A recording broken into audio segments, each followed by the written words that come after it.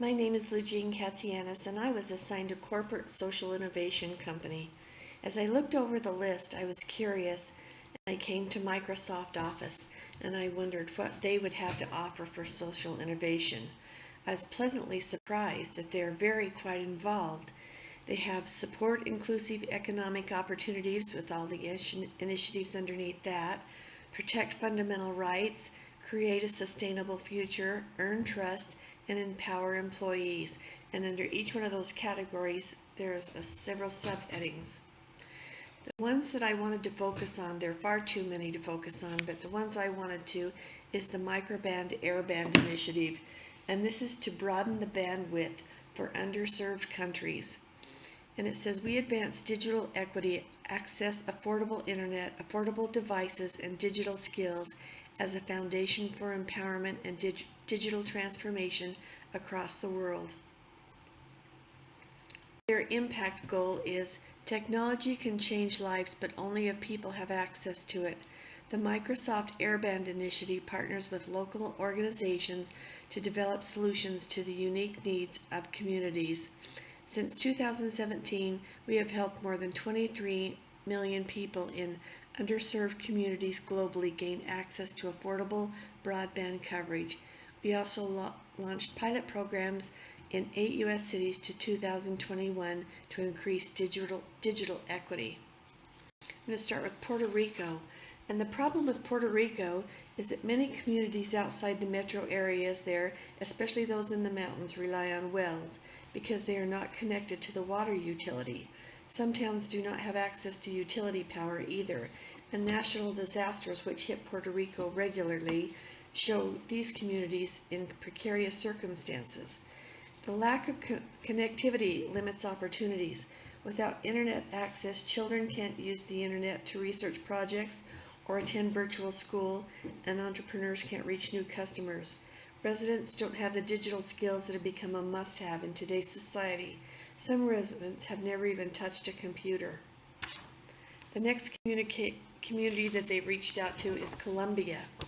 The one good thing about Microsoft is they collaborate with several other companies and partnerships to serve these communities. In rural areas in Colombia, they lack access to the internet, in some cases cellular service. This was the case in Rajino Department of Southwest Colombia. Without cellular or internet service, students in these farming and ranching communities read printed lessons delivered by teachers weekly instead of receiving instructions from educators.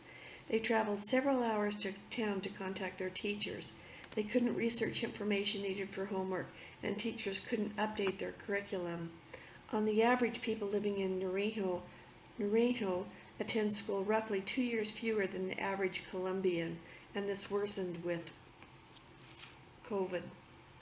The next area served is India. In a village at the base of Indian Himalayan foothills, home to farmers and Tibetan refugees, Ankush Rana saw a business opportunity, and thanks to consistent internet connection provided by this broadband initiative, he started an ecotourism company, a co-working and co-living space, and a hostel.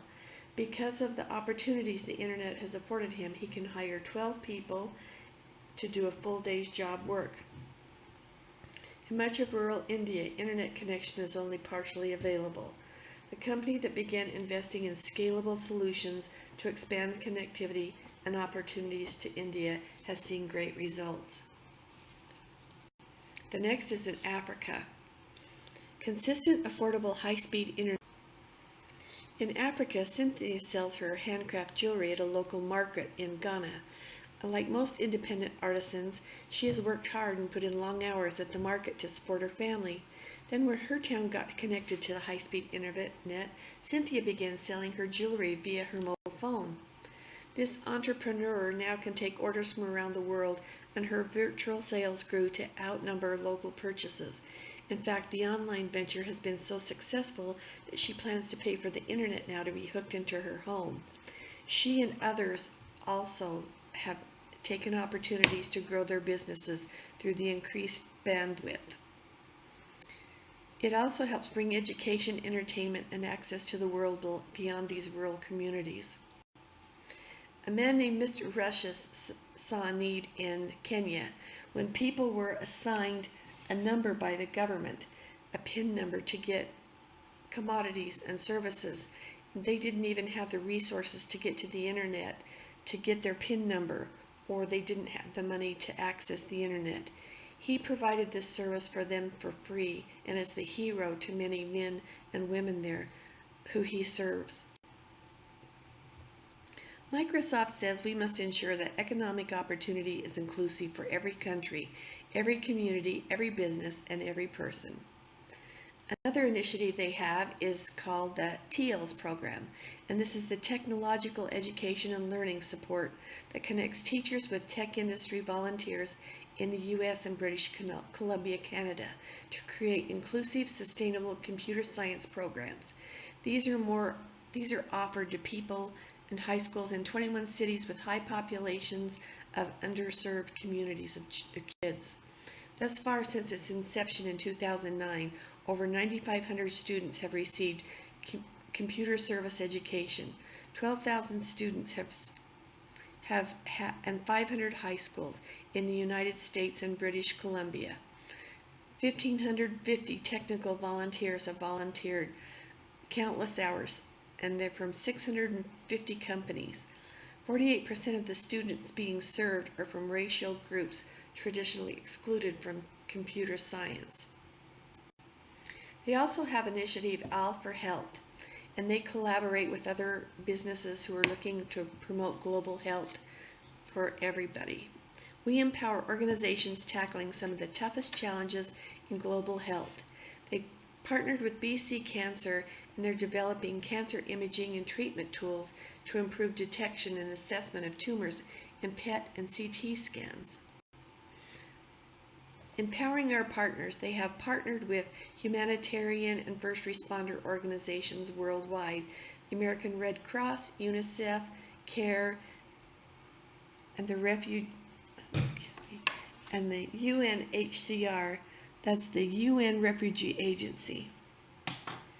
Another thing that Microsoft is really promoting is champion their employee giving. They encourage their employers to be good citizens and to be socially minded.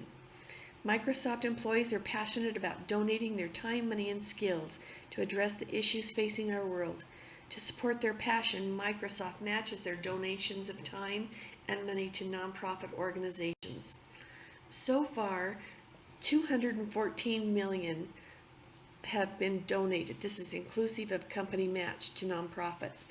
Over 22,000 Microsoft employees have volunteered more than 590,000 hours. That's volunteer hours. No wonder their CEO says, "We are more convinced than ever that the ambitions we set are the right ones for our company and the world. Our actions and roadmap will see us deliver on those commitments." They're also committed to water, to meet our commitment to be more